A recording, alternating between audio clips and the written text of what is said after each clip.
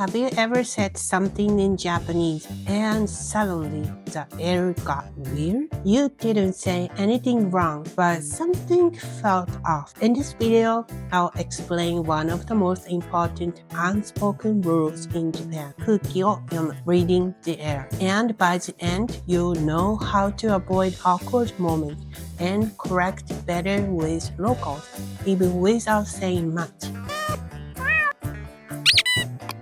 日本語で空気を読むって知っていますか? Do you know what that means? What does 空気を読む mean?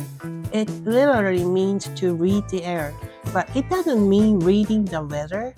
It means sensing the mood, the vibe, the situation around you without being told directly. In English, we might say pick up on the social cues or read between the lines. In Japan, this is a huge part of communication, especially in group setting. Let's say you're at work. Your coworkers are all working quietly. No one is talking.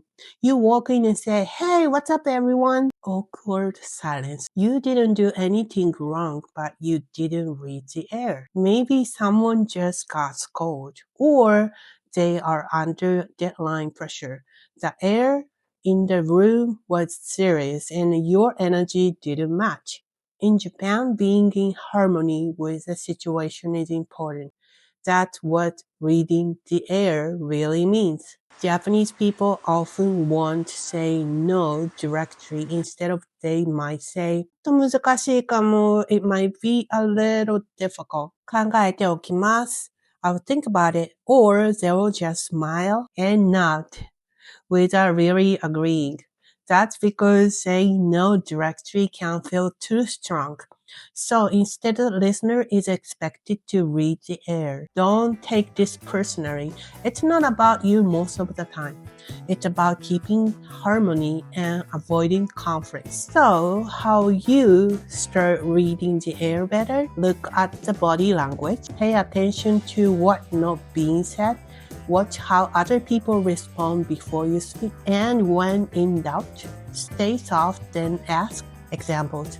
In a meeting, don't speak over someone senior. If someone pauses before saying something, give them space. If someone avoids eye contact and I'm not sure, that means no. Don't worry, not all Japanese people expect you to be perfect. We sometimes cannot do it. But the more you observe, the more you feel how conversation flows. Japanese culture has a lot of beautiful nuance, and once you learn to sense it, you'll connect more naturally.